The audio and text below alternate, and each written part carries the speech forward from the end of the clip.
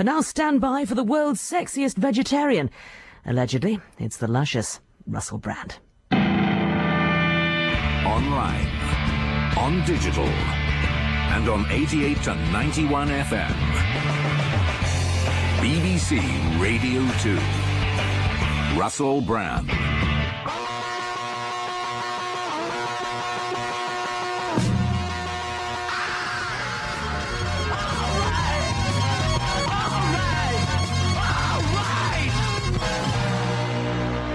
You say you want a revolution, that's the easy part, it's doing one. That was the Beatles, of course. This is the Russell Brand Show, live on Radio 2 from London, England, and here's your host. I'm accompanied, of course, by Matt Morgan. He's in charge of the buttons. All right, Matt? Yes, I'm very well. What have you been doing just earlier today, then? Just, living my life. Good, let's hope you ain't been doing any embarrassing little exams for karate, because you want to be strong in the streets. It's going to be a hell of a show. You're listening to the voice of the sexiest vegetarian in all of Europe. Any vegetarian you can think of, you might think, oh, that was a sexy vegetarian. You might have had a look at a vegetarian earlier and thought, bloody hell. Well, after fiddling with the pole. What? I didn't fiddle with the pole, mate, although I could do, because I'm so sexy and so vegetarian, fiddling with my pole. Yeah. Listen, if I could drum up support by talking to our glorious army of loyal, let's call them terrorists. They're not terrorists, they're glorious. It's going to be a hell of a show, right, because we'll be celebrating me winning that PETA Sexiest Vegetarian in Europe poll, because PETA are coming to deliver a certificate, right, and it's meant to be a surprise, but Matt's told me about it, and the reason Matt told me is because PETA, somewhat naively, are bringing like 2 dolly birds in lettuce bikinis to present it. So bad. Matt goes, well, that just won't be a fun, upbeat thing. You'll just see that little my eyes glaze over. That awful look I saw you in Walliams the other night. Yeah, that was a shame. We did a fundraising thing for a charity called Hoping for Palestine, which is raising money for Palestinian children, not a Palestinian child. We're going to have one really rich Palestinian child with a fortune. The rest of them, there's only so much we can do for Palestinian children. And you'd probably see it in the papers. It was like karaoke done by dead famous people, sometimes singing unusual songs, sometimes singing songs you expect them to do. Shane MacGowan was great when he met at that event. Oh my God. Shane MacGowan done We Didn't Start the Fire by Billy Joel. And I don't reckon that was a good choice because, I myself can't do them because the verses... The fast singing bit. Yeah. Like Billy Joel struggled to do it and he wrote it and was usually not drunk. We didn't start the fire.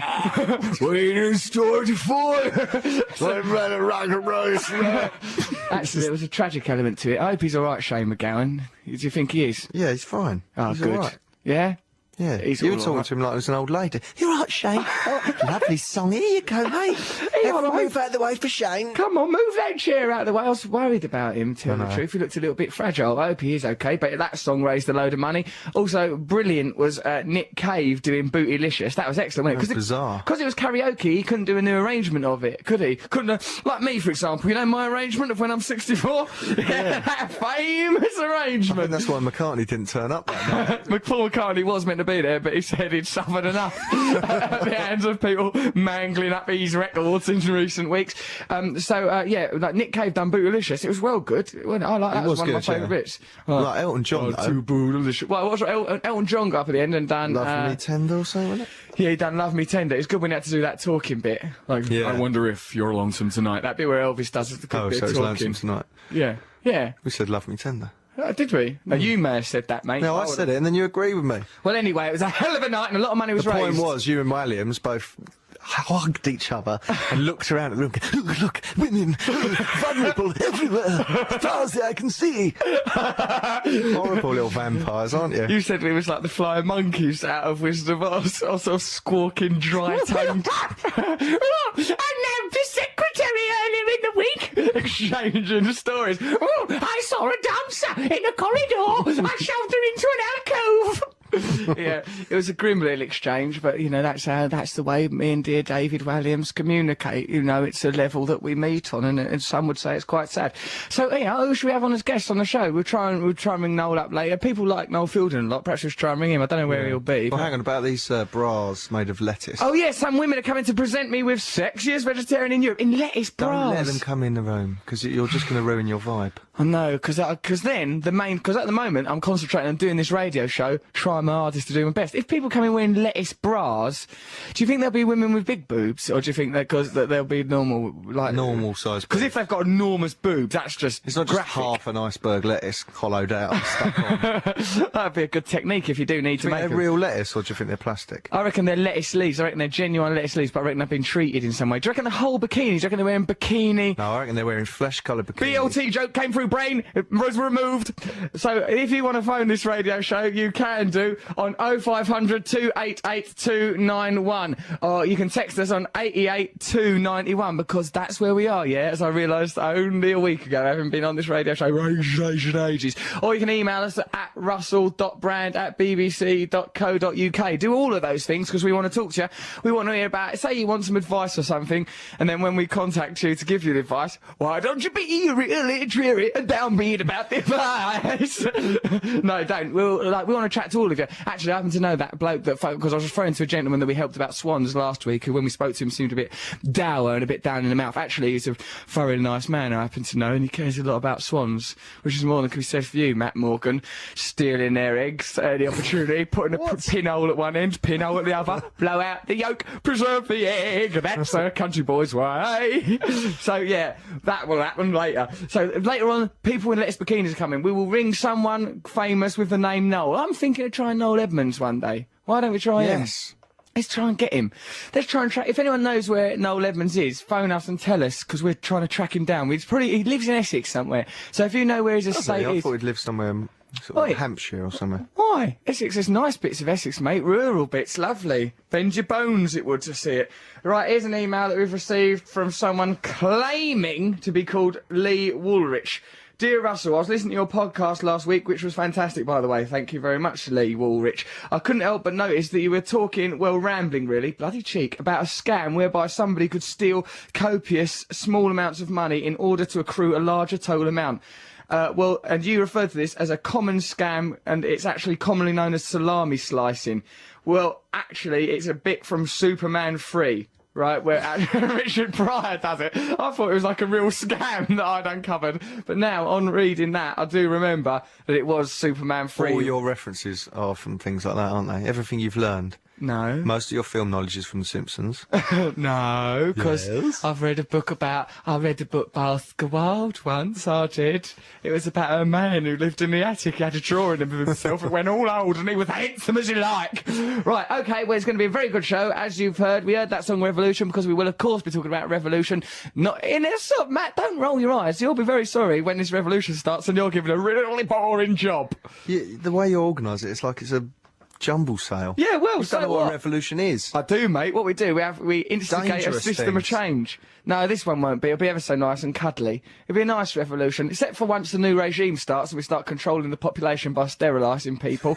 But not in one target in one individual group. Everyone gets sterilised once they've had a child. That's just one of the policies. When you have to have a child. You don't have to, it's up to you, you can have one if you like. But then the idea of family, we break that down, and everyone's one family, you see. We've got to get the population of the Earth down. Not in a targeted way, we've just got to reduce the population. Shall I play a record? Nope! I've got a few more bonkers Hitler-esque policies to put out into the world. Give us a ring if you want to, 0500 288 291, or text us 88291, or send us an email, russell.brand@bbc.co.uk. Now, we've got some more anecdotes about that karaoke thing that me and Matt went to the other night to raise money for the charity Hoping for Palestine. Have a look at their website. There's one about Chrissy Hind. So in tribute to that, here are the Pretenders.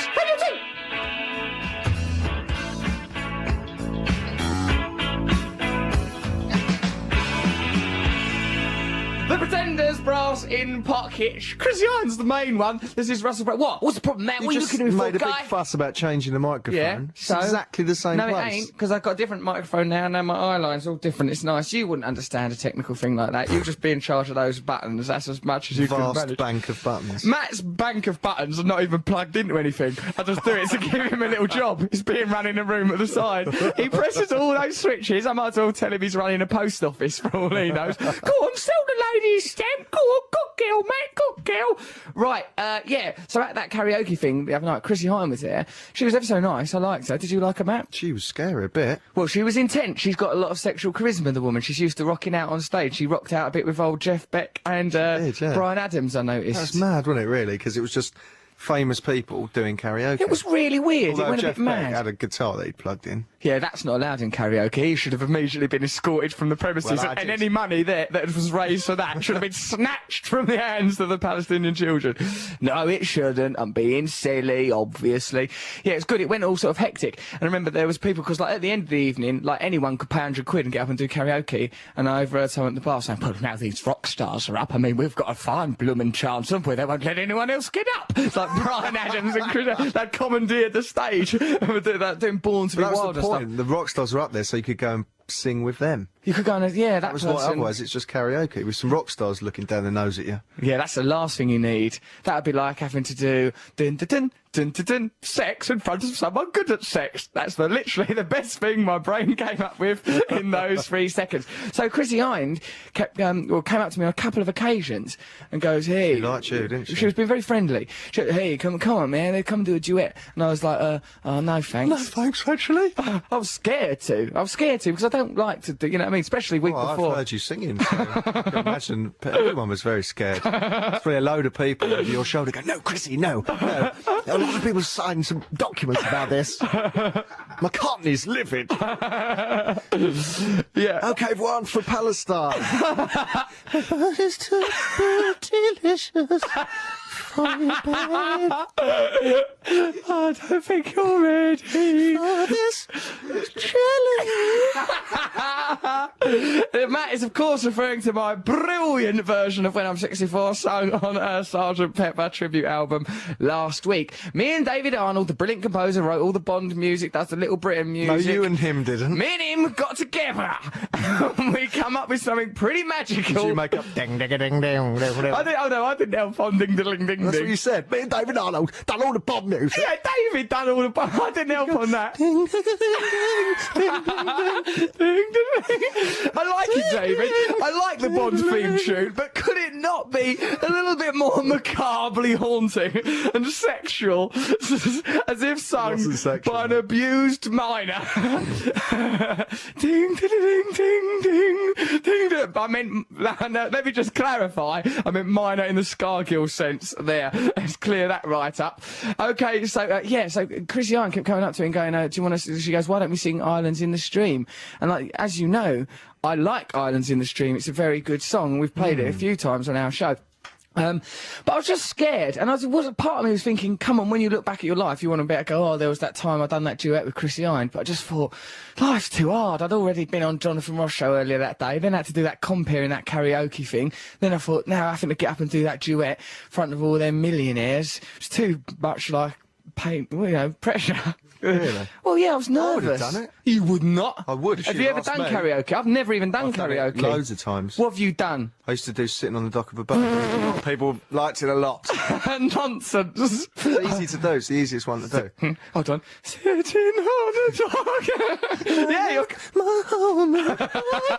Actually, yes, it's a double. It's coming on real nice. And then what's the other thing that happened to me? Oh, yeah, I was stood at the side of the stage, right, because I was having to host this karaoke event. Oh, like, it was difficult to administrate. You know what I mean? It's like Brian Adams, Shane McGowan, Nick Cave, Elton John come on later. Do you know what I mean? So I'm keeping it together. Charlize Spiteri's beautiful. She's got some sort of crackle, sparkle, twinkle, something about her. She spoke to me at the end, but I was all focused on what I was doing. I thought I wasn't in the mode to chat her up. And I remember seeing, like, do you remember Chris Evans used to chat her up all the time Yeah, on he did, TFI? yeah. Made me think, perhaps I should could chat her up, but like, you know, I was. What, is that how you think now? Yeah. What do you mean? What's wrong with that? How should I think? Genuine emotions conveyed through my spirit. Not on your Nelly. I've got a revolution to organise. Oh, it'll be glorious when it happens. Chris Evans did it. Maybe I should. If Chris Evans suddenly destroyed his career, would you do it? I don't know. I'll give it a go. So yeah, like, then as well as that, right, there's those bits where I'm standing at the side of the stage, and I was really near a pillar, right, so I was sort of behind the pillar, so I don't reckon I was obscuring the view anymore, but there was a load of people sat behind me, Ronnie Scott's Jazz Club, intimate venue in Soho, West London, right, and like sort of, and then this, like, I was standing at the side of the stage because I had to keep my eye on what was going on stage, keep things ticking over. There was an auction to run, there was these songs going on, right, this woman kept shoving me in the back, right, woman in a baseball cap, and I was saying, what's her problem? She's going, can you get out of the way, can you get out of the way? I was going, look, I'm trying to run this thing, right? And she came in a few minutes later, she shoved me in the back, can you get out of the way, get out of the way? And I goes, please, listen, right? And I like turn around and I had a look. It was Shirley Bassey. It was Shirley Bassey sort of sat in a baseball cap and a t-shirt. Dame Shirley Bassey. I goes, look, I can't, like, I'm stood in front of a post, love. I saw you actually Like- having to duck down. Yeah, I was ducking down for Shirley Bassey. I had to get on my hands and knees for that woman. Nothing was ever enough, right? And I goes, look, if I'm out of the way, you're still going to be looking at a concrete post. But in the end, it sort of became quite, I think, you know, she realised that me and her were very similar in a lot of ways. I thought you were a good double act with the auctioneer man. Oh, you yeah? and Harry. Harry, the Sotheby's auctioneer that was, like, in charge of the auctioning. Is this the same sarcastic barbed remark coming up now? Only against old Harry. Go on then, Well, why? he did a few jokes, didn't he? Yeah, that Through was- you. Difficult when people do that. I'd rather just get on with things. Especially when he got a laugh. You didn't seem to. Come on. enough of that, Harry. All right, Harry. Just swing your hammer around. You'll just get your gavel and sit down all quiet over Just 'cause there. you know the word gavel. Yeah, What's well. the thing called that it hits? the Mustang. Pestle and mortar. You don't know nothing about nothing. Right, okay, right, so give us a ring on 0500 288 291. Talk about anything you bloody well like, really, or send us some emails about what the hell we're on about now. Now, this is important. Now I'm the sexiest vegetarian in Europe in an objective and indisputable actual way. I'd like to be the sexiest vegetarian in the world. Now, you can make this happen for me. This isn't how polls work. It is, mate. You gerrymander don't and beg. manipulate. Don't beg, you just let it happen. Just let things happen. Nah, because imagine, right, if I win the sexiest vegetarian I in don't the think I world. can imagine. No, come on. Paint me a picture. All right, it's me, all sexy and that, with swedes and carrots dangling from my body, right? Which is not unlike what happens anyway when I just take a shower. But what it'll mean is people in America who don't even know who I am will go, well, who's this sexiest No, vegetarian what'll happen is person? people in America who don't know who you are, the yeah. story won't get run because people they'll go, oh, well, we don't know his name. Don't put it in. Hold the front page. Get something else. No, they then no will. one will hear about it. They will, mate, especially when the whole film comes out. More delicious power across the globe. The revolution takes flight. Right, so vote me up all nice If you and had tight. to act eating meat, oh, you did once, didn't you? And you had to have fake bacon. Yeah, when you was being, me and Matt done a sketch for one of our telly programmes. Matt was being George Clooney with his dead pig, and we had soya bacon, didn't we? Yeah, It's but quite if nice. you know your method. Yeah. You're a method actor. Would you eat bacon? If they said this guy loves bacon, it's the main thing about his character. Who's that going to be? His main characteristic is he loves bacon. No one. Francis Bacon. Would That's you ridiculous. eat bacon? You were a great, very great artist. No, because it's against my principles. It's all wrong. That was a trick to try and get me stripped of my vegetarian award. That's the second bit of cheating you've done today. Matt Morgan is Don't all be so obsessed with immature. Krav Maga, right, which is a sort of a martial art say for imma- Nancy boys, right? And Nancy boys. right, and what he done is he had his test today and he teamed up with, first of all, we stood round at the Krav Maga lesson all nervous, like someone who forgot their PE kit and knew they was going to have to do He's it in the their only pants. one in non-special clothing. Everyone else was wearing their proper Krav Maga gear, ready to be given like the test to be certified to be allowed to. I don't know. What's the point of the certification? What does it mean? We're you not get allowed to to do? talk about it. Have you seen Fight Club? I have seen Fight Club. I've also seen you huffing and puffing, shadow boxing in your bedroom like Uncle Albert. Embarrassing spectacle it is for everyone, right? And like he was there on his own. And everyone else knew each other, and he was stood there all nervous. You and only that. know this because I've told you this. Don't And think then- you had a telescope and spied it. I found all this out using one of my brilliant new inventions. And then, right, then what happened to Matt is like, he was going to leave, he just thought, well, I could just leave. No one ever need to know I was at this Krav Maga lesson. I could just sneak off. off. Because I didn't know anyway. There's hundreds of people there. They all knew each other. And they're going, hey, yeah. Like, high-fiving. They've all been and in the then seminars and doing stuff. shadow I didn't have boxing. the kit. I just looked like I worked there. Did you? I doubt you could even get a job there. Where did it take place? At Some sort of- university. At university, another place the big sort of gym. where you wouldn't fit in. Yeah. A seat of learning and knowledge. Right. So then, right, he had luckily he got a message from his Krav Maga teacher saying, "Come on, Matt, be strong. You don't have to leave yet, you gutless coward. How are you going to cope in a riot if you can't even cope with the controlled conditions of the certificate?" Right. And he goes, "Oh, there's another student called Roddy or something. You can team up with him. Yeah, I'll go and be friends with him. Go and be friends with him." So Matt went along to be friends with him. Then the pair of them, No. because the certification took place at a distance, because it wasn't like you had to be examined up close, everyone was just doing their exercises while instructors wandered around judging them. The two of them cheated, going, "Oh, Roddy, I'm going to pinch you now on the leg. You kick me on the bum." And so they could anticipate each other's He moves. helped me out, to be honest. He knew what he was doing. You have Did to he? close your eyes and you could be attacked from any side and you have to fight back. And it's easier if someone goes, "I'm going to push you from behind." But that's not likely to happen when you get mugged, mate. You don't know that. "I'm going to push you from behind and I'm going to take your wristwatch. So do you anticipate it? Right, I'm going to destroy your self-esteem. I've got a badge with a and you punch in the haven't. ribs." That's what hurts. Yeah, well, you might have a badge, mate, but are you the sexiest vegetarian on the whole of this dirty little planet If of I was a ours? vegetarian, I reckon I could challenge you for You're that not even title. the sexiest person in the Bounty cleaning towel adverts. Oh, shut Men up. dressed as women. You're the second sexiest of them. Okay, give us a text 88 to 91. Now I know that it's 88 to 91. I'm not saying it like the number 2. I'm saying it like the word 2. 88 number 291. Well, that's still confusing. 88291 if you want to send us a text. Phone us on 0500 288 291, or you can email russell.brand@bbc.co.uk. You're going to pick a record then. What is it? Is it one for your dad? No, well, that is coming up later. Oh, is it? We can all look forward to that, can't we? Matt's going to play a record for his dad, everyone. what are you playing now then? Jawbone, that cover of Get Rhythm. by Oh, no, it's Johnny that Cash. one-man band. It sounds Yeah. like this record sounds like it's been done by a man in dungarees with sick on his bib. But it's brilliant, though. You know, Yeah. I'm not holding that against it. Russell Brand Show Radio.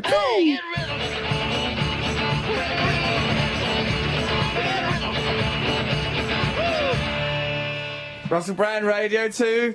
Get Rhythm. Who's that? Jawbreaker? Jawbone? Jawbone. Jawbone! That's who that was. Yeah, I like that, mate. I like good, it. He's a isn't it? one-man band, is he? I think so. Why don't you form a one-man band? You just can't get on with everyone else in the band. I don't know. I suppose it's a way of showing off. What if your right leg fell out of your left leg?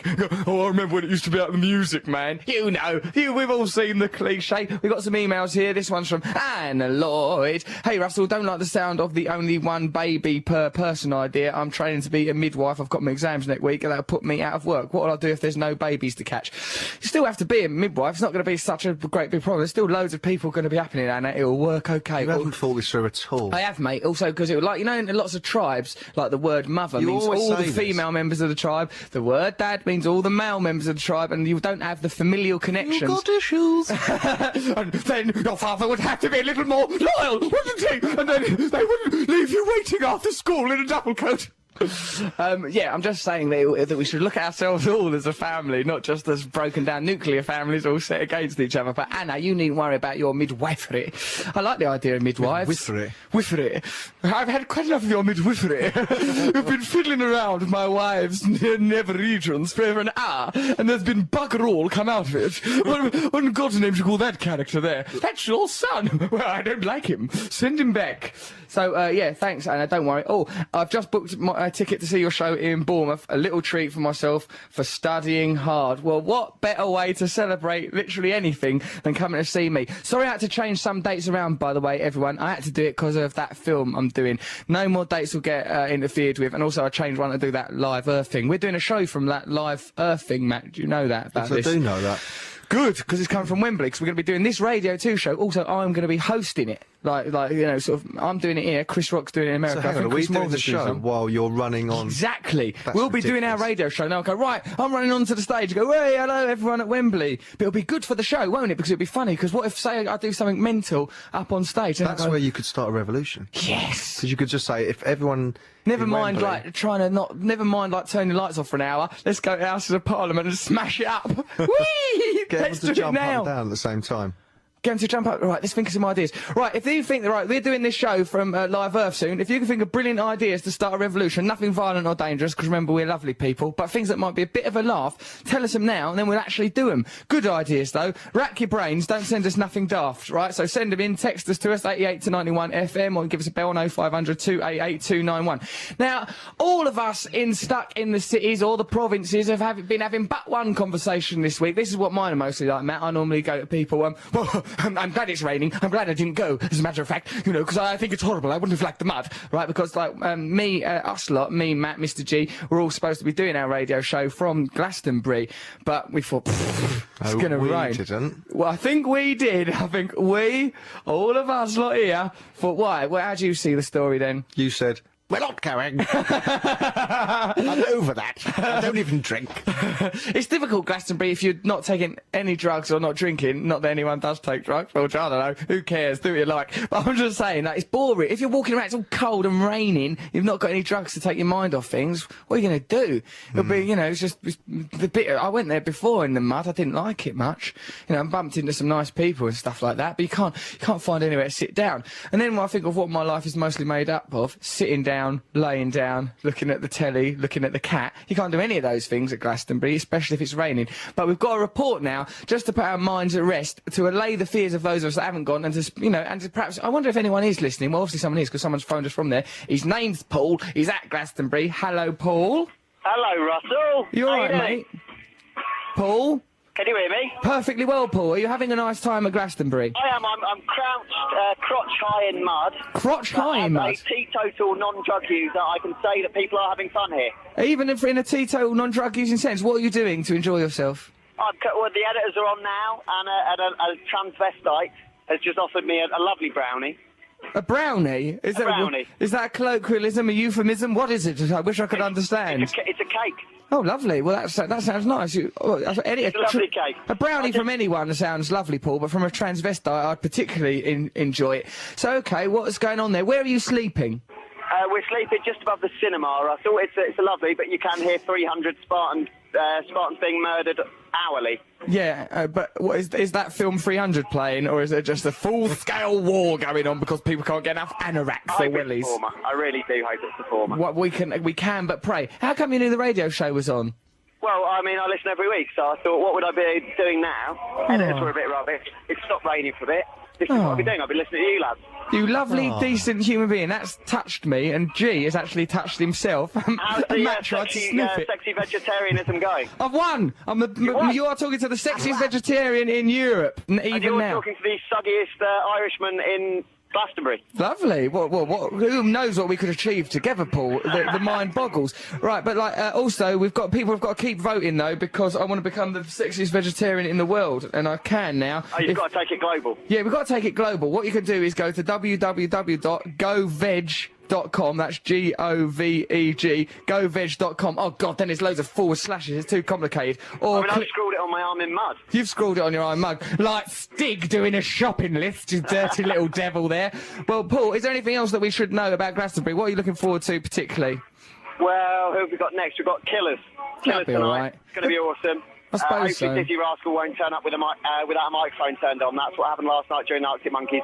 Took the edge off it slightly. He didn't turn his microphone on. These are the ABCs. Schoolboy error. Nah, never mind. He's trying his hardest, bless him. So, okay then. So you, even for teetotal vegetarians in the mud, it's all right. It's brilliant. Oh, you're not taking any. You're not going to take no drugs. No. Good lad, because the old drugs Drugs are is for bad. mugs. Drugs is for mugs. It even rhymes. Paul, thank you very much for your call. Do listen to the podcast. We'll keep your call in so you can listen to it in warmth and Thank you. comfort. Take care, dear man.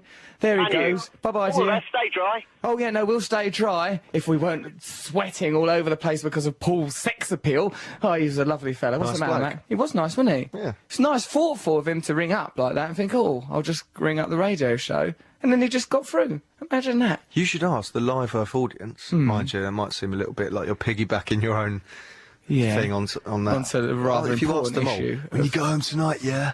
go on to Sexy Vegetarian, yeah? Okay. This is our planet. We've all got to live it together. It's about time we stop thinking of ourselves, start thinking of a carbon footprint, and start thinking about the children. Start thinking about who really is the sexiest vegetarian around here.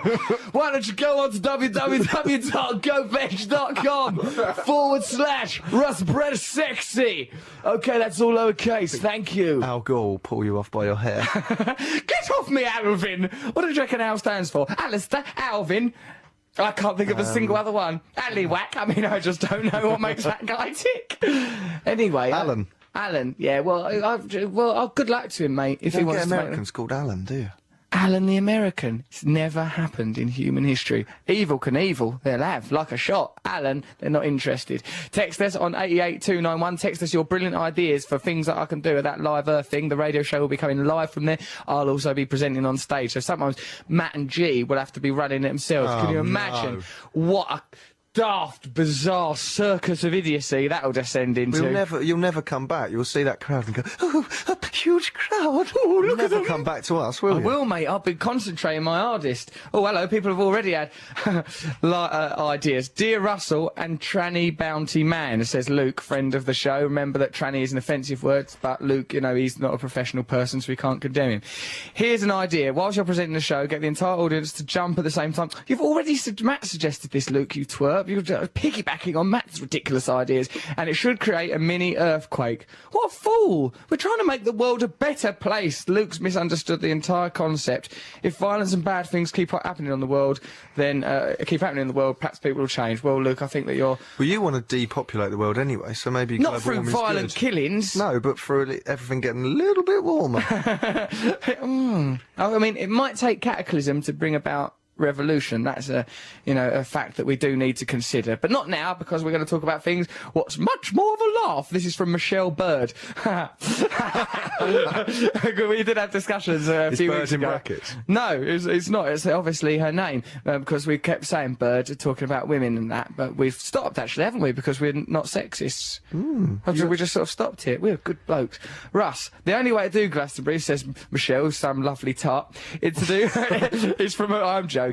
Is from a posh backstage Winnebago. Definitely not in a tent in a muddy field. I'm sure if you guys were there, you wouldn't have to venture in the mud. You should have gone and demanded full VIP treatment and someone to clean your shoes if they got muddy.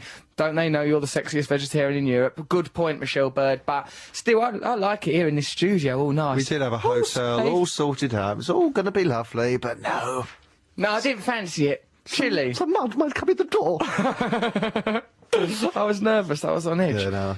Hello everyone, says Amelia Hawksey. I've been thinking about this revolution, and I've realised that if you get the youth of this country to join this fantastic scheme, the likelihood of it happening will greatly increase. Why don't you target school children, get them to overrun teachers? That's a good grassroots level. Maybe you could somehow hypnotise the whole population using your ice cream van, which everyone loves. Right, we are actually doing that. Right, we've been going on for, I think, about a year, saying that if we ever got to #1 the podcast, and we have been #1 loads of times, I don't think we are at the moment. I think, we've stopped pushing it. Could you download our podcast, please, everyone? Because we like being #1 of that.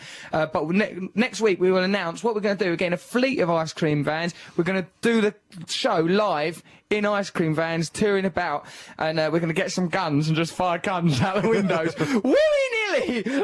We're bonkers cowboys. We're cowboy ice cream men.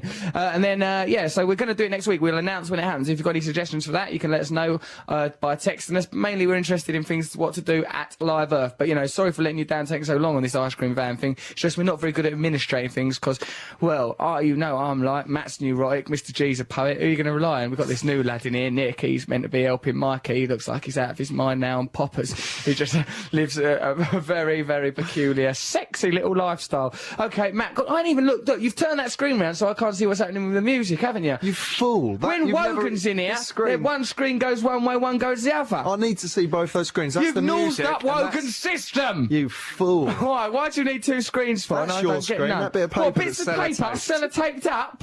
You've made a mug out of me, ain't you? You can't have these screens, honestly, they're both very... Take a good look at that! Idiot. I showed him my genitals, listeners. Sometimes it's the only language he understands. Isn't it, Matt? Yeah, how's that help you, you Krav Maga? Was that a Swede you had hanging off there? Yes, as a matter of fact, it is, because I'm the sexiest veggie in Europe. Yeah, yeah. So what are we listening to under your dictatorship of sound? Right, this is for my dad. It's Mercy by Willie Mitchell. This is for Matt. Do you I'm sorry, Daddy, I let you down. Because I have to know Matt was a ridiculous child, Mr. and Mrs. Morgan. I'm sorry for everything you endured, and no wonder you left a crow ensconced in his bedroom wall for all that time, making him think there were monsters in the world, a belief he still maintains to this day. He sees it in the face of every woman he meets. Let's listen to Mercy. This is for Bob Morgan.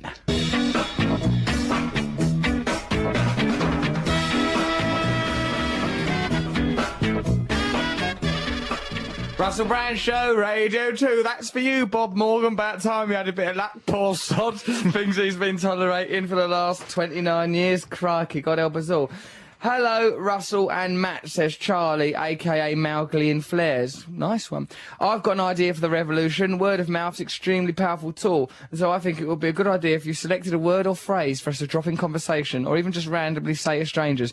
This way, non-listeners would have no idea what the word meant, and it would eventually they'd ask, thus we'd be able to promote the revolution. Just a thought. Hopefully come to see you in Hastings if I can get hold of a ticket. Loving the show. Please do say a big hello to all the mod wolves listening. Hello, all you mod wolves. What are mod wolves? This is something we should know about.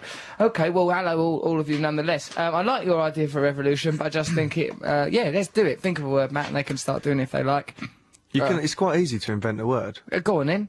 Well, no, I saw this thing the other night about the word wazzock. Yeah. And they were trying to work out where it had come from. Where had it come from? Well, there was different opinions about it. Oh, opinions, was there, mate? Yeah, go on then. I've got a new word. It's called. You know, like in The Sun on page 3, it has a bit like next to the page 3 girl, it does a little quote and it attributes it to the page 3 girl. This is another high cultural reference. Yeah, that's right, man. Yeah, and also it's pretty revolutionary thinking as well. So that the objectification of the woman on page 3 doesn't seem quite so severe. They have a little quote where it says, like, you know, the page 3 girl says or something. It should be called Titbit, shouldn't it, really? Or it could be called Nipple News, that's what someone suggested. But we've settled on the word for this of bapinion.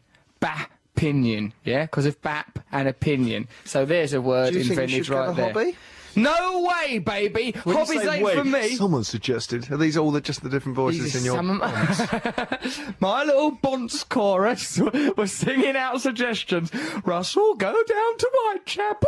Who are you discussing this with? Brian Sewell?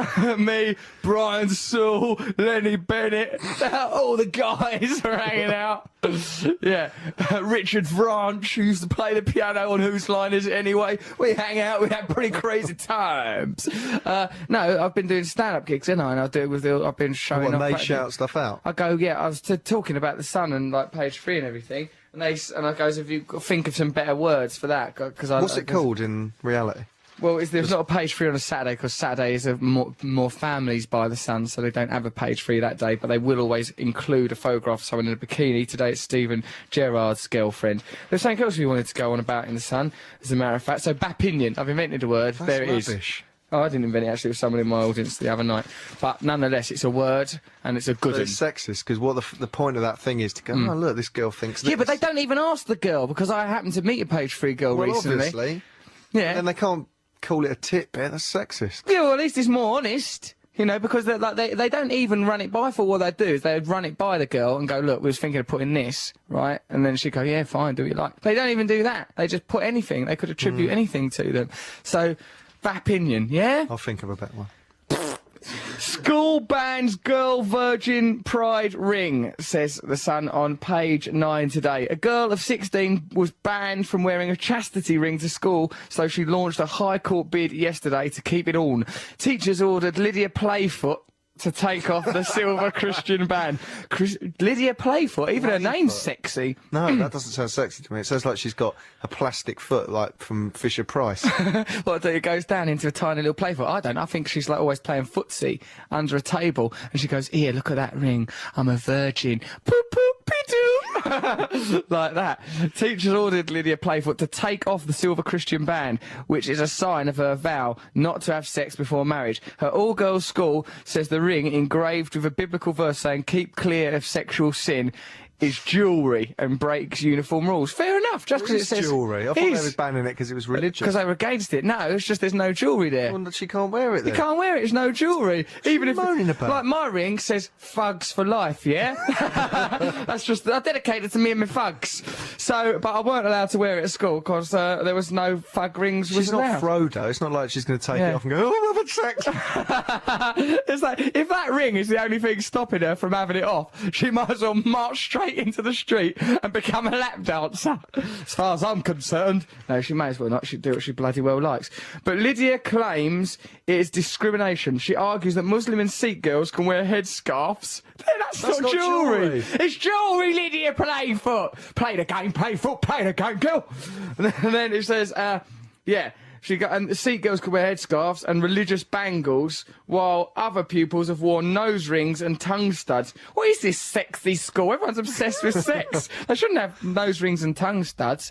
The tongue stud exists for but one reason, surely. Yeah, I think it's moved on from that reason, though. To what? Well, just fashion now. How? It must really hurt. What'll be the point? Well, what's the point of doing anything like that? There isn't one. That's why I ain't done it. That's why I'm here doing this radio That's why you show. haven't got any tattoos or piercings. I don't want a tattoo or a piercing. I'm quite happy as I am. Looking after my cat, living a simple, humble life. Lydia told the court. She took it to court. Lydia told the court in London yesterday. The real reason for the extreme hostility to the wearing of the purity ring is the dislike of the message of sexual restraint. That's not true. No one dislikes the message of sexual restraint. All of us are well into it. On this radio show, we have been pushing a message of sexual restraint from day one, haven't we? Yes. When are these dolly birds in lettuce leaves getting here so we can get me some salad? I think if we could put a sign on the disabled toilet saying out of order, it's going to save us a lot show. of bother. Yeah, let's do that. Okay, so I've done. How old is she? Lydia's 16, so you know she shouldn't be says having that- sex anyway. No. She's just about legally old enough, but you know, just don't have sex. Just if she's so keen on having it, just draw a ring on her hand with biro. Lydia Playfoot, this is a message to you. Draw a ring on your finger, or just get a big black marker pen right across your belly, an arrow pointing down to what might be described as your nether regions, and write the message, NEVER REGIONS, but spell it with a V.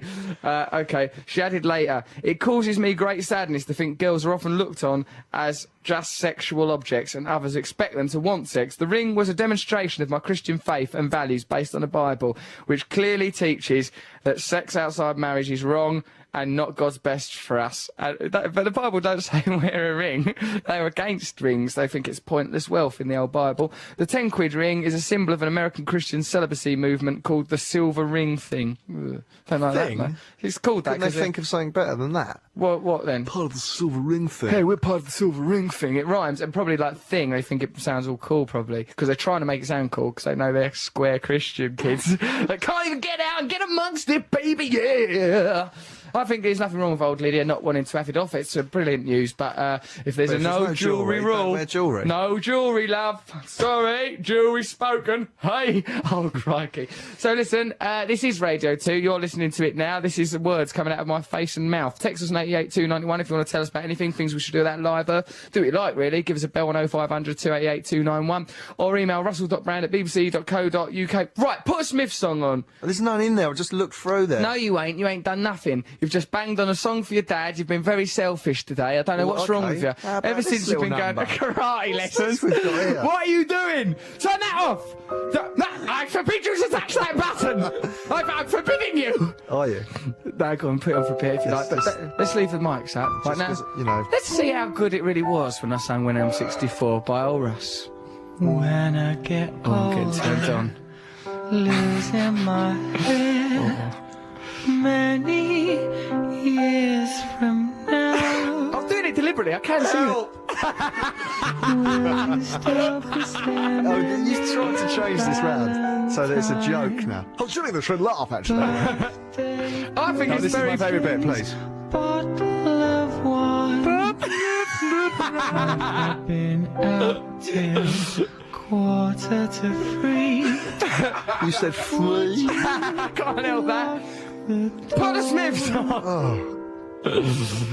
Yeah, all right. Come on, that'll I've do. got to find it. Oh, here we go. What are you putting on? What's Smiths? Panic. Will you still It's Panic. Oh, It's the best go on. one. Turn down when I'm 64 now. That was me. That is available in your own mind. And nowhere Be else. released? Huh? Will you ever be released? No, sir. I don't see that happening, Matthew. I think the restraints are going to get stronger by the day. Let's listen to Panic, the Smiths, for heaven's sake. Ignore the hook, though. Panic button. Oh.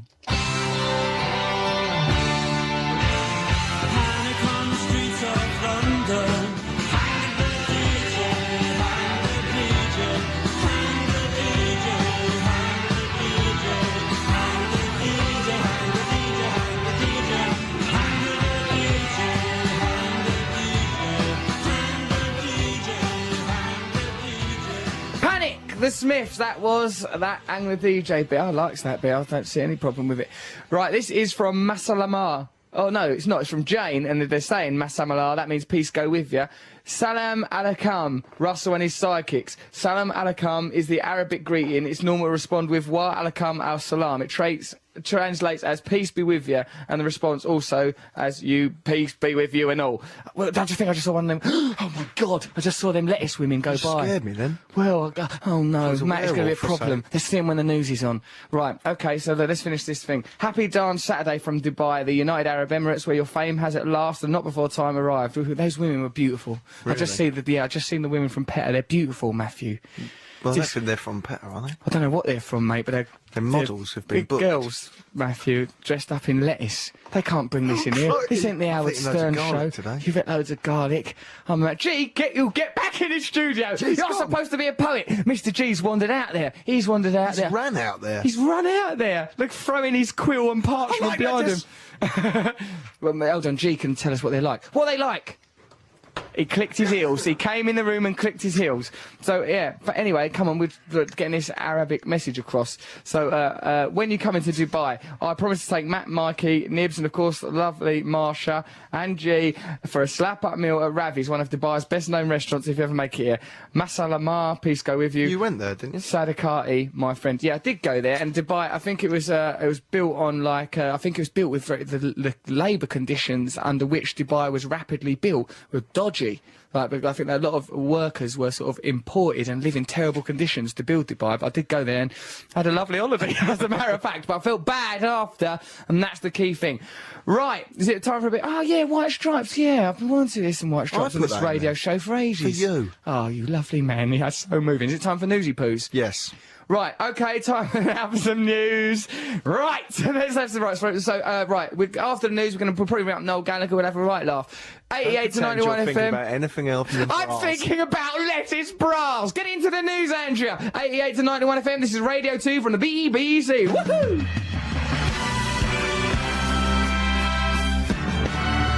Here is the news now at 10 o'clock. This is Andrea Simmons. Online, on digital, and on 88 to 91 FM. BBC Radio 2. Russell Brand. Screwdriver, White Stripes. You're listening to Russell Brand on Radio 2. Yes, I am keen. Before that, it was the news with the delightful Andrea Simmons. We have been joined in the studio by some guests from PETA. Like normally, I wouldn't recommend that men bother to look at the webcam. It's on bbc.co.uk. I know that some girls like to have a little look at Matthew and G. They're heartthrobs in their own right. Of course, they've never been given any awards for their status, but they're very handsome men nonetheless. But today, well, we've been joined in studio by two campaigners from PETA. Well, please introduce yourselves. I'm Yvonne. Yvonne, hello. Hello. My name is Noemi. Noemi. Hello, Yvonne and Noemi. Would you God. describe your outfits for our listeners, please, on our Radio 2 show? Well, we are the lettuce ladies. We are wearing bikinis made of lettuce leaves. Nice. Like the Garden of Eden, the fall of man. I suppose they just put on the leaves after they realised that their innocence was over once they'd eaten from the tree of Absolutely. knowledge. So what's with the lettuce bikinis? But we are basically here, as you already know, you have been voted the world's sexiest vegetarian by Piece of Europe. Europe. No, it's actually the world's. Oh, but God. It's people. Bye, Peter Europe. Thank you for the applause, Amy. And you, Matt and G. done. Thank you for your cynical, bitter applause, gentlemen, and thank you for your genuine, legitimate applause, ladies. So what is this you hold in your hands, Yvonne? It's quite sad, but we've even made your own little lettuce crown. You've made me a lettuce crown there. You have to be careful. It's been super glued, so it may actually remain permanent. Sounds on your hair. dangerous and unethical, but it's a coronation from women wearing nothing but leaves, and I will accept it. So, is there any particular procedure for the coronation? Down on your knees. Oh dear, well, this is going to get ugly. Okay, so, alright, so I'm now, for you listening at home or in Glastonbury, wherever you are, I am now on my knees. Oh my God, they are very attractive now. Focus, Russ. Oh, it's difficult now. Okay. So and you, you're- Russell Brand, I know the sexiest vegetarian in of the the world. Thank you very much. I mean, this is a very proud moment for both of you. Do you want to do the rest of the show from my knees? I mean, it just doesn't seem to be an awful lot of point in getting up now that these beautiful lettuce-clad women are here. Well, thank you, actually. I'm going to stand up now because I'm realising I'm drifting towards that point where I forget that I'm actually doing a radio show. And you're going to stay with us for the rest of the evening, are you? We are. Till the morning, then. That's all secured, all nicely there with the PETA campaigners. Thank you very much. That's a hell of an award. Who was my closest competitor? Would you mind telling me, ladies? Well, certainly not the people who you started smear campaigns against. Those smear campaigns were necessary, particularly for Judge John Steed, who we all know is a vicious roadkill sex offender. No, he's not. He's a nice bloke. And as soon as you mentioned Tobey Maguire eating leather biscuits, he plummeted as well. He does eat leather biscuits. Spider-Man actor Tobey Maguire. So who came second in the end? I believe it was Morrissey who came second. Oh my God, what have I done? Morrissey. I've slighted Morrissey in a vegetarian competition. I'm prepared to share the crown. I'm prepared to do whatever he likes. We're going to make a documentary with Morrissey. We're talking to his management at the moment. It's not it's not nearly concluded. It's the sort of thing I shouldn't be saying on radio, but perhaps we can make it happen. I think it will happen. Yeah. So we'll make that up to him then. Right, okay, so you two are going to remain here and make me awful at my job for the next 40 minutes. That's tremendous news. Why don't we put on, you stay with us, we'll put on, what are you putting on? Detroit Cobras. You're a bit of a Matt. mess, aren't you?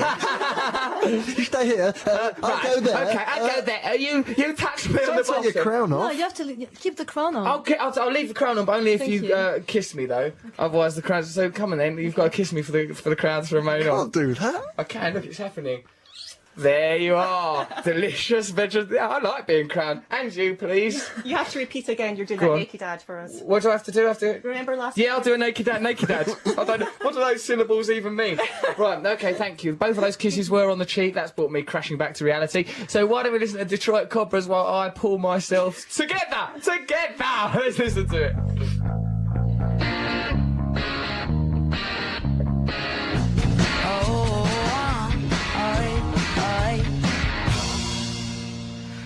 Detroit Cobras, Cha-Cha Twist, you're listening to Russell Brand on Radio 2. The representatives of PETA, that's People for Ethical Treatment of Animals, are still here dressed in evocative lettuce, really. I mean, is it fair to come into the studio of a known sex addict dressed in this manner? Here am I, fighting my demons. Like, I've just had my photo done for our website, so you'll be able to check that out. Also have a look at the webcam, bbc.co.uk. And, but Matt goes, oh, can I have my photo done? Can I have my photo done? Look at you, you've had your karate I actually said, certificate. can I have a photo? You didn't. It was a ridiculous little chirping. Perhaps if you've got your camera now, we should let Matt have a photo done. It's only fair. And what's this? Reward. Oh wow! Last time I didn't get anything, so this is good. Russell did. Brand is the. Well, I just didn't get sent BBC it. Radio 6. Really? So the BBC Radio 6 didn't pass it on. Unbelievable. Russell Brand is the world's sexiest vegetarian 2007. PETA.org.uk. Well, thank you very much for this award. Now, pain me though it does to suggest it, why don't you quickly have your photo done with Matthew and then put clothes on, but don't go anywhere because I've just had another one of my brilliant ideas. But do put clothes on because otherwise it will ruin the radio programme. So we've got an email here. This is from Ali. Hello, Russ and Matt and G. With all the talk of vegetarians and listening to Panic by the Smiths, I remembered a very funny thing about the brilliant Robert Smith. He said of Morrissey, if Morrissey says don't eat meat, then I'll eat meat because I hate Morrissey. He wouldn't have said that. I like Robert Smith. What a terrible thing to say about vegetarianism and Morrissey as well. There's no point to me emailing you about this. You know, that's quite true. And could you please ring up Noel Fielding? I will ring up Noel Fielding a bit. Should we ring up Noel Fielding later? Yeah. He might not be, he will definitely be out, but like, you know, but perhaps he'll answer his phone, who knows. Amy in Scotland says, "Hi Russell and all the other people doing your radio show. I don't know, it doesn't seem as ethical to put my hands down my pants. I always do that. Please don't feel offended. I normally, for some reason, I tend to put my hand down my trousers He's when never I'm doing done the it radio before show. now. I have! I always do it. I always drool and weep like this and occasionally look to the sky. You should put up some sort of blind date style screen there. Yeah, well, they're going to get dressed in a minute because this is, like, never mind ethical treatment of animals. What? You've just come dressed like that? Come listen to the cab like that. Well, don't blame me when you two go home pregnant, because I've just got to follow certain biological urges. But we'll raise them as a lovely family under the new revolutionary system where there'll be no such thing as monogamy. Well, there will be for some people, but I'm not getting involved. Right. Hello, Russell and everyone else at the radio show. I don't know why you keep laughing at Russell's excellent version of When I'm 64. Personally, I find it quite sexy and would love to see it released on a worldwide scale. I think it could be the key to launching your revolution. You could use a singing career to record subconscious messages on your albums to control the nation and eventually the world. Amy in Scotland. Oh, and then she starts going on about Cocoa Pops. We've got to let go of the Cocoa Pops thing because I think we talk about it too much. I've dropped it. Yeah, we mustn't talk about it anymore. We got too obsessed with Cocoa Pops and it consumed us, really. She likes your version. She likes the version. Well, I mean, it's this is to do with Cocoa Pops. The lettuce-clad women have found a Cocoa Pops monkey that someone was kind enough to send to the studio. Also, someone's sent me a personal panic alarm to have, the Defender Heart, an attractive, compact personal safety alarm, because I mentioned on the show last week that I have got a panic button. That's for women who work late. Wait, what does it do? If you pull that pin, it'll make a crazy noise. Yeah, we won't. Oh, that's not that bad. What's that going to do? That's rubbish. Help me! I'm under attack. There's an assailant. That is literally how loud it is. The assailant won't even notice that. That'll just turn him on more. Mind you, you can't turn it off. Oh no! Smash it, smash it. It's shaped like a heart. Let G smash it. He's a poet. Okay, so it's been taken out of the studio because it is Take it out of shot. irritating to have that going on. Okay, right. So why don't we listen to the vibrators? Why don't you while this song's on? In fact, you can have your photo taken with Matt now. G, why don't you take a photograph of? Can you come around to this side? You'll Matthew? have to press the button. All right. What button? That one there. All right, G, press the button. I'll take the photo. This will all work out well. Okay, so, right, Matthew is now having his photo done. Look at him wandering over there. It's like a 7-year-old. Let me take the photo. Look at them. Look at Matthew. Take your hands off of her. That's despicable. Right, okay, so is it just press the top button? No. Right, okay, so we are now taking a photograph. I'm taking a photograph of myself out of pure habit. Chaos. There's chaos in the studio. All it took was 2 attractive women for us to throw everything away. Our mic's still up. Yeah? Okay. Right, okay, well then, Matthew, it's captured your essence, actually. You look like a sex criminal. Okay, so let's, right, what we're listening to now is the vibrators. You Broke My Heart. Fade down and Mike's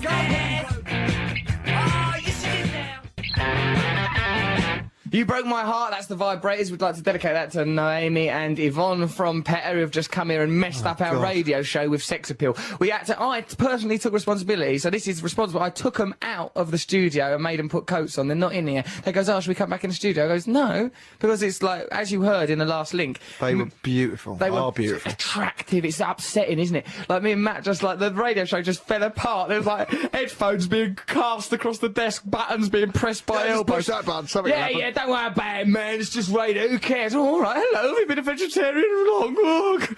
I tried to kiss him out there.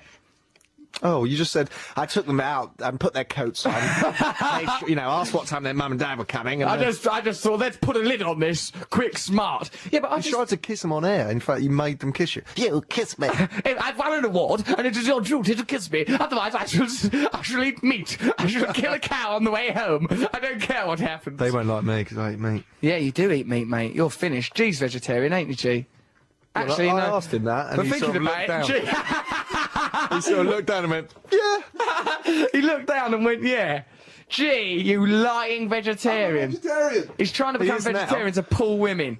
Well, all right, everyone should be vegetarian anyway. There's no No, point I in eating like meat. meat. It's cruel and unkind. It's not. There's no point in it. Hey, let's play Meat is Murder. Have we got it here? Anyway? We can't play the Smiths again. Yes, we can. No, we can't. Come on, yes, we can. There's no rule about that. There is a rule. What is it? It's illegal. It's not illegal. We could do what we bloody well It's not like. in there. That Good. radio No, you can't show. because you're just giving undue prominence to one artist. It's not undue prominence. It's just worth the last programme was a programme about Genesis. They just played nothing but Genesis. That's why they have to ask what you just played. They don't. Look, there's a doesn't lot matter. of stuff goes behind the scenes. Oh right? yeah, look, your button box ain't even pressed in. Don't try and shield it. Call it a button box, not an old lady's sewing box. It's an old lady saying what Matt plays families with his little button box, thinks he's got a job. Right, let's listen to some of these text messages. Petter could be the key to your Russolution, nice pun. Getting to the top, you obviously have influence over the world, ha ha ha. Hi Russell, hope those lettuce bras are organic. They were actually plastic. What are you going to do if they're not? I'm glad I don't have any in the pile of ironing I'm about to tackle. Oh, that's Lynn. I think that's from Lynn. That's from Lynn, my housekeeper, I think. Do Hey, you make Russ. her listen to this, or does she choose to? She is part of her job. Lynn, as my housekeeper, you do have to listen to all of my work. I did actually make Marsha, my assistant, and Lynn watch Jonathan Ross today, like Sky Plus. Goes, right, come on, we're all going to sit down as a family and watch Jonathan Ross. But we watched it when it was on. Quiet! It's not the same as watching it with I me. bet you come home and Lynn's up all night washing your floors. Lynn, did you hit the radio show? Yes, yes. What was your favourite bit? Where exactly was the lettuce bit, Lynn? Between which record and which other record? You'll better remember. No, I don't indulge in that kind of rhubarb. Come on, you know me well enough by now. Yeah, it's amazing though, isn't it? That's the yeah. potency and power of, you know, of sexuality, you know, because that's a good gimmick by Petter. They do that all the time, apparently, do naked protests, things like that. You know, but for me, I can't, it's like I find it very difficult to just take that as what it is. Look, that's just a photo opportunity. We've sent these attractive girls. It'll be a nice photograph. I just think, oh my God, there's women in bras. Well, what's amazing is they actually brain work just for switched Petter. I off. thought they were models. I know, yeah, I did, but, you know, which is a shame, really, because we could have counted on a greater level of naivety were they models, but they're actually Also, the clued radio- up women with consciences. You can hear the show out there. I know, Matt, I know. I'm sick Which of is it. why I made that brilliant compliment, girls. Yeah, you twerp, trying to chat him up with your big, beefy, stinking corned beef, Look at that, that's bacony a meat gob. eater, mate. Look at those muscles. Revolting. That's the sight of pain and agony. Right, let's put Gil Scott-Heron on. The revolution will not be televised. It'll be on the radio. This is the beginning of it now. Come on, we're going to do some good items after this. Let's stop thinking about women. Put on Gil Scott-Heron. Come on, Matthew. The revolution will not be televised, will not be televised, will not be televised, will not be televised. The revolution will be no rerun, brothers. The revolution will be live.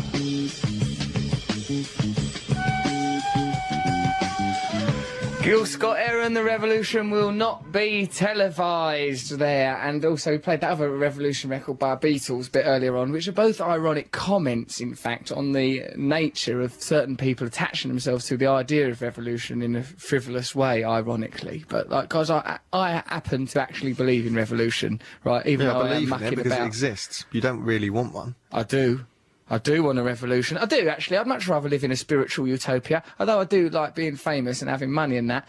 It's only really, it's quite transitory and meaningless ultimately, and it ain't worked. I don't feel any happier than when I was a So poor do you drug want it addict. enough to die in the process of Yes. doing it? So Yes. So you were just a statue?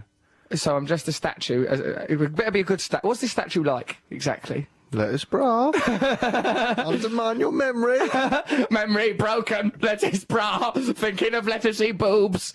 We've got a lovely letter here. So I am into revolution, but I'm also like a little bit caught up in the material world that we actually live in. How can you not be? That's the nature of it all. Come on.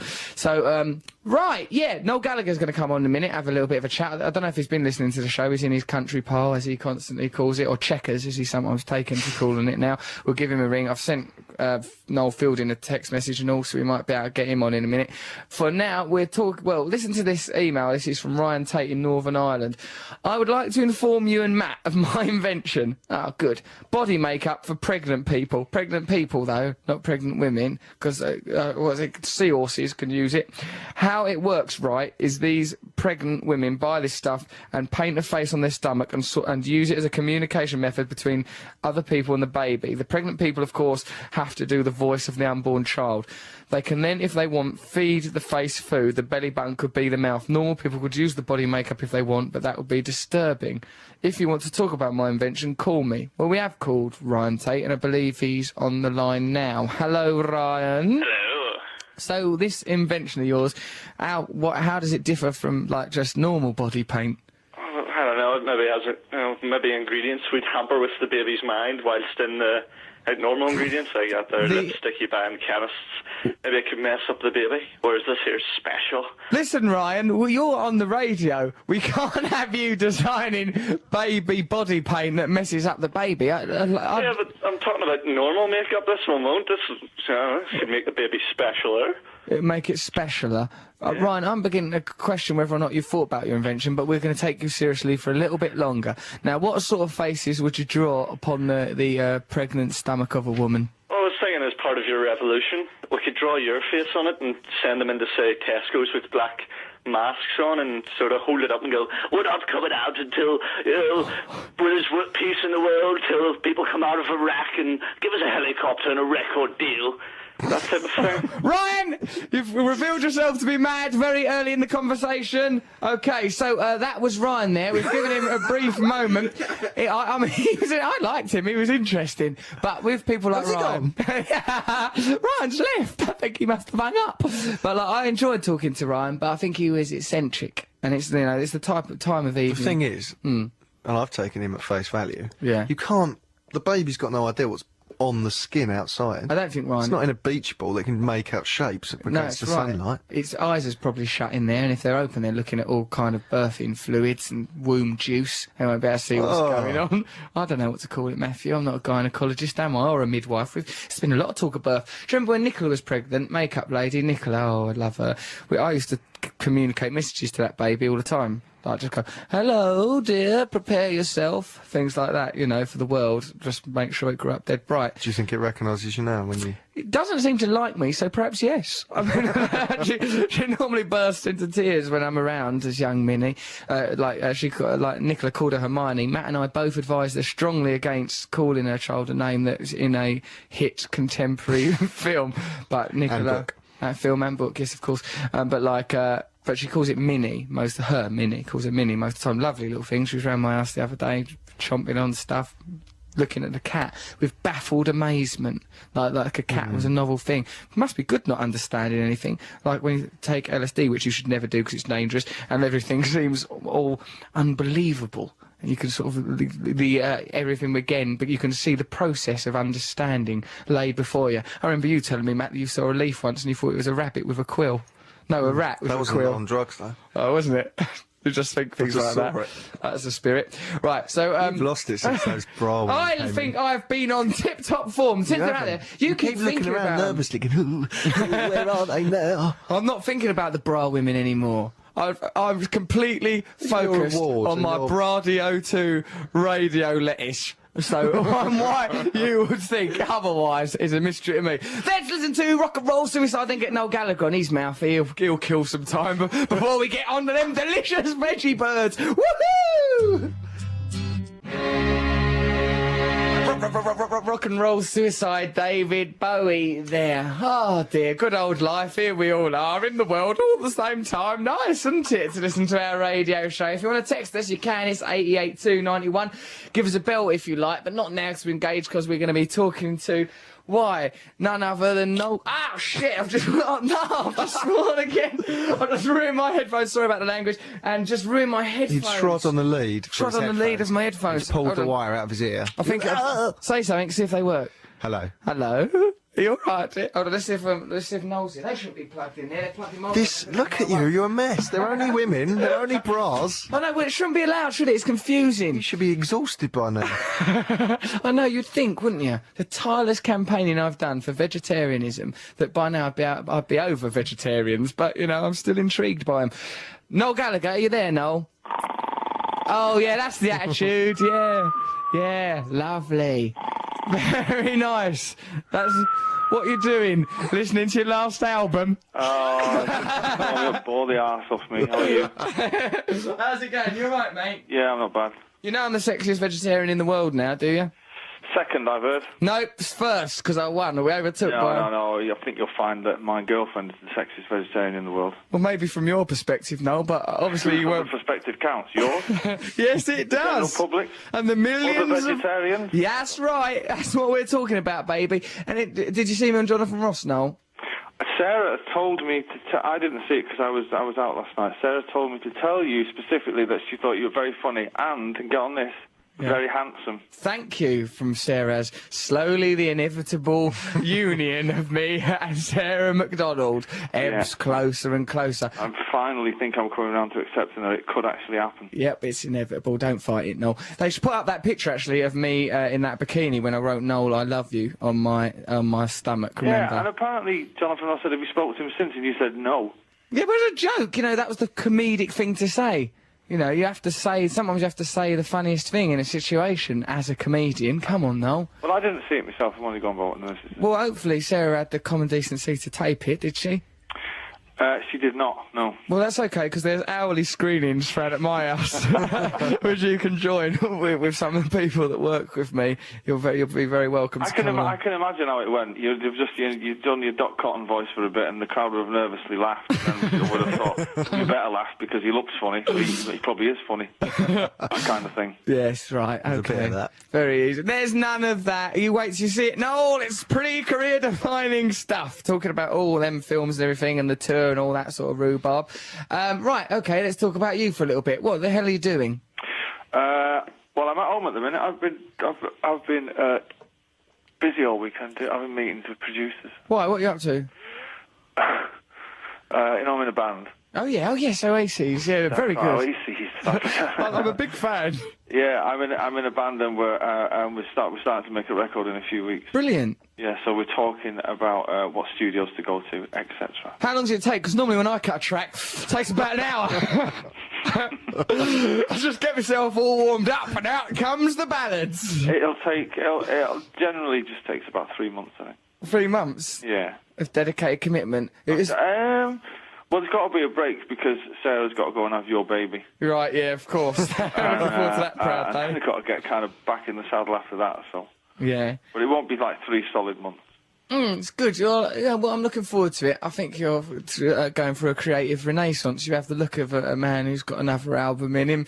And I've got more than one. Oh, really? Oh, yeah. Keep going. Why not? Yeah, keep it up, Noel. Yeah. Tremendous what's been going on. Well, you're going through a creative renaissance as well, aren't you? What do you mean by that? Well, I seen your stand-up the other night, and it was actually very brilliant. Thank you very much. You're not normally very nice, but... because I find it quite trying sometimes, you know.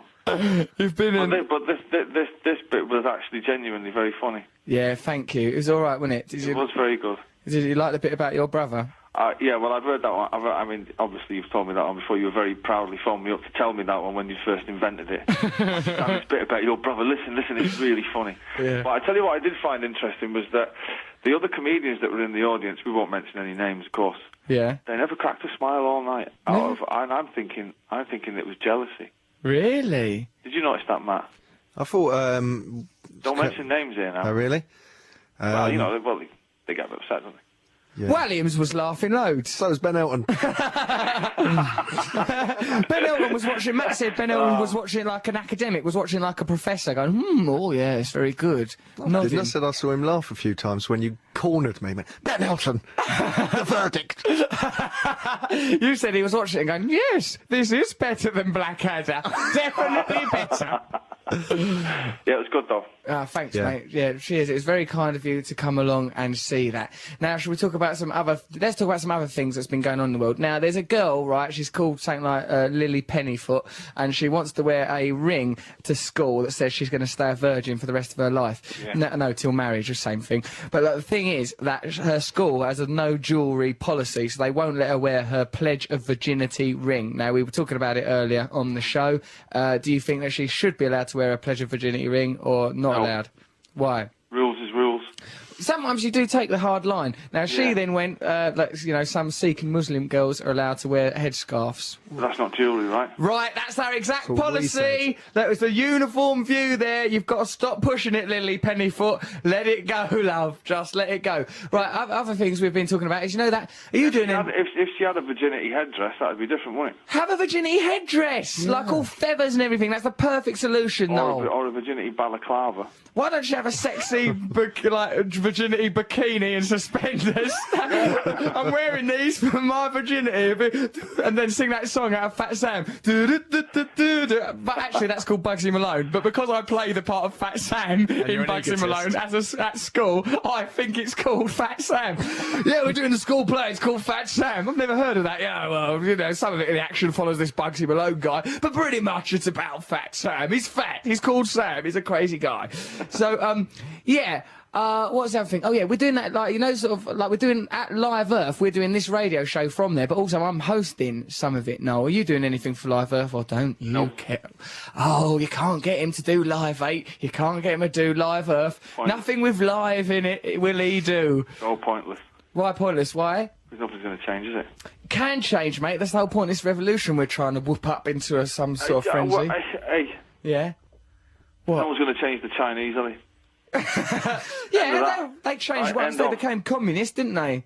You know, they've got all the bombs and they're not shifting. They've got all the bombs, all the fridges and all the cars. No, they will change because they were once a peasant nation, then industrial, and, you know, the communist... They might change because Maroon 5 might sing a song that kind of changes their whole world opinion on pollution. Perhaps we should get these Maroon 5 guys to help with our revolution. Or maybe they'll see, you know, the new current trendy Dickensian Fool of London, Russell Brand, on compared and think, current trendy Fool of London. You got some... You didn't what I'm saying there?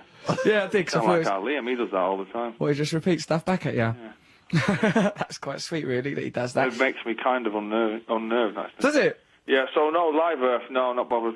No, Live Earth, not botheed. It would be like that, would it? That's why how are he you does doing it. it? You're only doing it for, what, ratings or some kind of convoluted... Glamour! Yeah. I thought, well, there's probably some glamour involved in this. No, but, well, why am I doing it? They asked, I thought, God, we'll be a mate. I mean, yeah, obviously, I didn't think solely, yes, I must do something about my carbon footprint. I just thought, bloody hell, 70,000 people, that would be amazing, and it's for a good cause. Chris Rock, I'll do it. Chris Rock, that puts me in the same bracket as Rock. Getting the 70,000 people into wherever it is going to cause a lot of carbon emissions having that many people in that place. I know, really, the whole thing is ideologically fraught. I mean, I think we need to do sort of some whole scale. I mean, if we are going to change the world, it can't be like, right, let's do a concert. It's going to have to be... You're going to get sacked from the Live Earth gig. Am I? Right. Listen, Noel Gallagher, that Live Earth gig, Al Gore is doing a lot of good work. It's raising awareness. When is it? I'm there. Come, I don't know the date, but you come, you make sure you're there. When you see Wembley lit by candles, you make sure to turn up, because that'll be it. The next time I go to Wembley, believe you me, I'll be milking every single applause that there is in that, for me solely. Oh, my word. Not be for Al Gore. That'd be good, that. We'll come and see Or that. polar bears. Don't attack the polar bears, they do a lot of good work. No, it's good to raise awareness. I mean, it's better than not doing it, I suppose. So come on, let's just step in the right direction. By going to the newspapers and all that. You know, the gigs are just ego trips, man. Yeah, well, but they are. But perhaps for you, Noel, we've all seen you play. But there's a lot of people that do it for grace and beauty and other reasons. You've got a very, very innocent perception of all this, Russell, which is kind of why people like you, I guess, because you're still like a small boy trapped in a dandy man's body, right? But, you know, the rest of us see it for what it is. Right. I don't think so. I mean, I think that there is something ideologically sound at its core. I don't think it's entirely like Al Gore's going, yeah, this'll be crazy, I'm gonna look like a real big cheese. I think he must think, you know, oh, I'm doing some good. Like a giant cheese. Yeah, I think that's the sort of thing they say in America. I think that's what goes on. Hey, so listen, guess what's been happening to us? You probably haven't been listening to the radio show, have you? Have you been listening? I've been watching Glastonbury, actually. Is it any good? Bits of it are great, yeah, and bits of it are usual, you know, bits going to the Jazz Will stage and going, who's that? What, a guy finding two dustbin lids together, speaking in a foreign language, what's all that about? And there's 8,000 people watching it. Who made these people? Well, I don't know really how it works when it goes to the dustbin lid section of Glastonbury. That's switch off, it's rubbish. But, you know, come on. And then, you know... Be more broad-minded, Noel. Then he's Bjork singing in, just wailing. Right. What have you got against her? She's not. I like her. But I'm not got anything against her, so I just think she sings the same song over a different musical backing. That's harsh, Noel. Especially harsh. coming from you. I'd like to go out of that Bjork anyway. Really? Yeah, I would. I think she's beautiful. Really? Yeah, she's magical, like a little fairy. Every day would be magical. Oh, come on, we're going to the Well, that's park. ironic, isn't it? As you're like a big fairy and she's like a little fairy. We'd be a lovely couple, the Hey, pair of us. Come on, get into it. A match made in heaven. Yeah, listen, this radio show went berserk because, like, PETA, the vegetarian, like the People for Ethical Treatment of Animals, did a competition for, like, the world's sexiest vegetarian, right? I won it, naturally, but, well, because we engineered it brilliantly, but no, because people voted, you know, I deserved it. I'm very happy about it. I've got a bit of paper and a sort of a plaque thing, right? But they sent 2 beautiful women in lettuce bikinis to present it, and I thinking, that'll be like a nice, you know, sort of photo op, and it'll all be fun and light-hearted. Me and Matt just turned into crazed madmen and smashed up the studio, forgot we were doing a radio show, we were trying to put moves on them, and this nearly capsized the whole show. It's the main reason we rang you, as a matter of fact, a bit earlier than normal, because everything went chaotic, because there was 2 beautiful women swanning about nearly naked. Yeah, well, I've heard the stories of you 2 and beautiful women the other night, unfortunately. Oh dear, Matt really worries about things like, oh, my parents listen to that. Can I play a song for Bob Morgan, me dad? He puts records on, just hopes they don't find out where the money's coming from. Filth and muck. That's what's behind every penny that boy's earned. It's just not fair. Right, yeah, so did you get awards, things like that, Noel? Have you ever won anything outside of music? No, I can't say I have, no. Right, well, perhaps you want to take a little look in the mirror and think, why is it that you're not winning sexy vegetarian contests? Well, because I devour animals like they're going out of fashion. You know, I can't, what is it, sexiest glasses, don't wear glasses. Yeah. Rear of the air, never get my arse out. You've got, actually, I noticed your bottom the other day. Very svelte, nice little bum, I thought you had. Well, thank you very much, you know. Very trim, sort of a man. She's a lucky lady, your missus. She is a lucky lady. You're lucky to have each other, the pair of you. Yeah, unfortunately, my trim house is covered in sores and boils and hair. What's covered in soils and boils and hair? His bum. My bum. Oh, what kind of lifestyle do you live? She's going to go mad with saying. That's a joke, by the way. Yeah, of course it is. I should hope it is. Yeah, she does have quite a lot of control over you, actually, doesn't she? You're a little bit... I mean, I don't, you know, like to belittle you, but this sound... No, she has control over me now because she's constantly sober.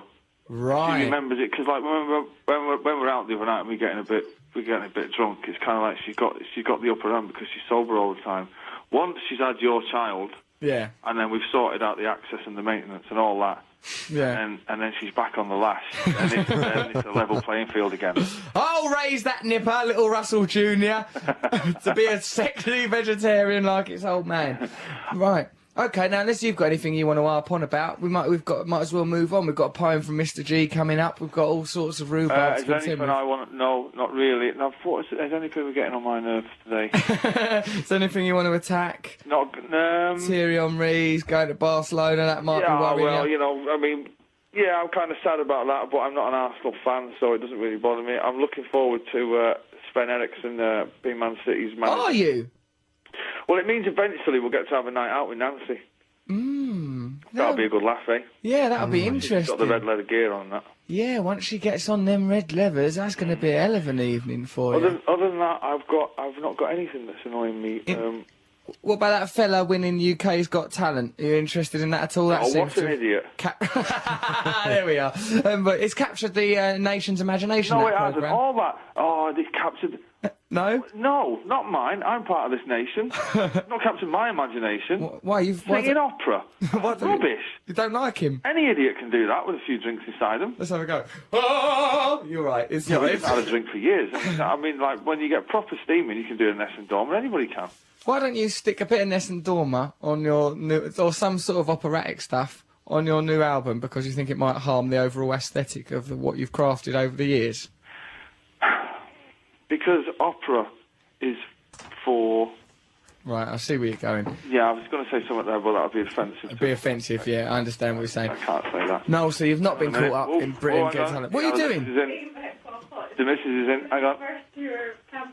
What's Sarah saying? She's been to Yeah, that. Cambodia. She's been to Cambodia. What's going on? Sarah's just made a comedic interlude. Go on. Well, you know the guy that won Britain's Got Talent? His name is Paul Potts. Yeah. She Same with his first tour being Cambodia. Brilliant. Bum bum. Well done, Sarah. Well Even done, more Sarah. pregnant, she's knocking them out. Paul Potts. Yeah. Soon to be heard on Russell's tour, that one. He did one of my jokes for the Brits, remember that? Yes, you said that thing about Amy Winehouse's tattoos. That was a very good joke. Well done. I congratulated you for that at the time, actually. Paul Potts, not having that.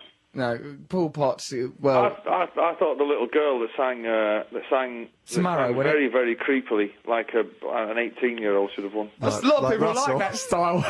When well, this is, she sang Ben, that was rubbish, but she was somewhere over the rainbow she sang, didn't she? Yeah, perhaps I should have entered that Britain's Got Talent with a little number that I like to call When I'm 64. A lot of people like it. Well, most people don't.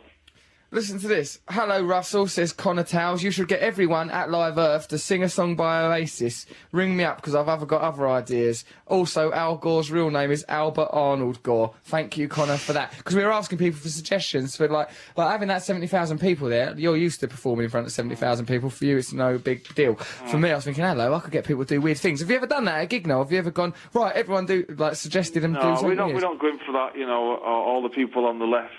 Right. We don't even get people to sing happy birthday to anyone it's birthday. We're not that kind of band, you know what I mean? No. But are you actually going to be on the stage? Yeah. Doing what? Comparing that, can you imagine? Do you think it's going to be difficult? No, you're a natural at that. I mean, I think you'd be great. As long as Matt writes some material, he'll be fine. Listen. It's all in hand, Noel. It's all in hand. Good boy, Matt, because, there'll be a lot of people watching. Yeah. Why don't you two just get yourselves a little room, snog each other right up, and let me and Sarah get on with our lives? Yeah, there's bottles of cider. Yeah, lovely cider. Yeah. Get hold of yourselves, you couple of drunks. I'm an award-winning vegetarian. Right, okay then. So, Noel, thank you very much for your time. It's a joy speaking to you as always. Perhaps we'll have a social day one day. Would you like that? Well, we'll probably see you in the law court when we're fighting over this Peters. I'll see you in court. I'm going to raise that boy, I tell you. Standing on the shoulders of giants, it'll be under my papoose. I'll talk to you later, mate. Ta-ta. Later, Matt. There he goes. God bless that man. So we've got some more emails here. Hello, guys, says Rosie. I've got a word that we could all use to promote the revolution. Rusbrev. It stands for Russell Brand's Revolution. Okay, Rosie, we'll try and stick that out into the world. Oh, and say hello to Poppy and everyone else on the forum. That is the RussellBrandFansite.com. Oh, there's a lot of good stuff goes on there. All right, Russell, Matt and Mr. G. I knew a boy who went to my primary school called Raphael Bushygums. Love, Jenny Brown. That's a lie. Please hire me as a servant to the show when Mr. Nibbs can't come. Someone suggested that we do like Mr. Nibbs, servant of the show. Someone suggested, it's Noel Fielding's calling. That's a bit mad, isn't it? Let's put it on loudspeaker. Noel Fielding. Russell Brand, how are you? I'm good, mate. I've put you on loudspeaker. You're already on the radio. Don't say anything weird. Okay, cool. How's it going? Are you all right? What are you up to? I'm in the new house, which is in Shoreditch. Oh, really? We're having some fun. There's a stuffed owl here, which is quite cool. And Kirsten Dunst is here, so it's quite fun. Who do you spend more time with, Kirsten Dunst or the owl? The owl. The owl. The owl's got beautiful staring eyes. Of course it isn't. That stare will never flicker, Noel. Not now that it's dead. It's got fat pupils and a little tiny piece of sort of green eye around the pupil, like a dartboard, like bullseye, but green and black. Don't linger too long near that, because I think it's gonna, like, when Pinocchio goes off with the wolf and the cat, I think it might be like that. I think it could charm you. Stay away from it. No, this radio show's nearly over and we've got to go to the news and do a poem. Will you come on this radio show next week, please? Do you want to call me back in a minute, or shall I call you back in a minute? I'll call you back in real life, but will you come on the radio show next week? Because a lot of our listeners love you. Yeah, of course, definitely. All right, mate. I'll talk to you later, and then. Take care. Right. Bye, Noel Fielding. Bye. There goes Noel Fielding. He will be on the show next week, everyone. That's something for us to all look forward to.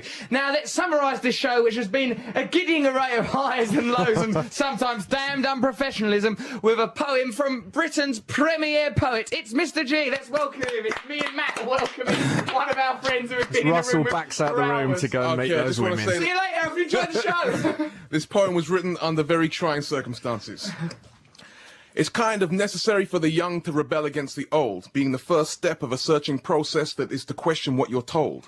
In an attempt to break the mold or an attempt to fix a pole, revolution always involves a reappraisal of your opinions and your role. Lettuce bikinis take their toll as a king has been crowned. I'm talking about Matt, the best darn button box man that's in town. Damn, it's difficult to do this show with so much naked flesh around. It really tests a man's principles like placing a fox amongst the hounds. We've been tongue-tied and our lungs have expired while Paul's in Glastonbury stuck crutch high in mud while we supervise as we're high and dry. For any lapses in concentration, we sincerely apologise. Mr. G there! Yeah. Brilliantly issuing an apology for some unprofessional radio that happened earlier. It wasn't that bad. I bet when you listen, because sometimes we think we've done things that are bad, then you listen to them back and it sounds alright, doesn't it? Remember, Matt? Sometimes that happens, yeah. But then other times we think we should resign from this job. We're robbing people of licence fee. We're trying our hardest. That's what we're doing. Thank you, Noel Gallagher, for coming on the show. Thank you, Mr. G, for a brilliant poem. Thank you, Noel Fielding, for his brief appearance there, but he'll be on next week to chat more. We should get Reece Shearsmith out of Legal Gentlemen to come on as well. He's brilliant. Always say that. I know, but I forget. During the show, I get caught up, because I tell you what, things like birds coming in dressed up in lettuce keeps happening. It knocks the momentum of the show all over the place. Knocks it bandy. No, it was okay. They were lovely women. It was very nice to get my award. I'm very happy about that. And where will you be going now after I'm just when going... the news is on? Listening to the news, of course. First I listen to the news, just catch up with what's going on in the world, then I'm going straight home to lettuce. Bed. Did I say lettuce? I don't know why I said that. Okay, so, right, that's, we're not going to play any more music, because it's just newsy poos now. Just the news. Right, now remember, keep sending us emails, everyone, through the week, because it helps the show. We've got to go to Los Angeles. Oh, we're going to Los Angeles in the week. Me and Matt's off to Los Angeles to meet some movie moguls. In the morning. You should have packed one now, or one of your minions. Lynn packed it. Oh, I've got to say hello to Sharon. Because Sharon's isn't the show. Sharon, well done, dear. Sharon does like she baths me clothes. She's helping me do me house. She's very much loved and treasured member of this organisation. What's that face, Matt Morgan? Sounds like you had an argument with Sharon. I haven't. She's quite happy about everything, I think. She's very happy. Right, so let's, well, it's been a lovely radio show. And brilliant. Yeah, I've enjoyed it. I'm just going to go. Right, Matthew, where are you going? Stay in your chair. Mr. G, you come back in this room. You meat-eating scum. Where do you think you're going? Right, okay then, well, thank you very much for listening. Stay with us. Hey, download the podcast. Find out information about my tour. Enjoy your lives. Think about the revolution. It's a slow burner. We don't have to rush it. Okay, and we'll be here same time, same place next week. And me and Matt will have had adventures in Los Angeles. Talk to you soon. Actually love you. Boy, love you, boy. 8891 FM News. And here is the news now at 11 o'clock. This is Andrea Simmons.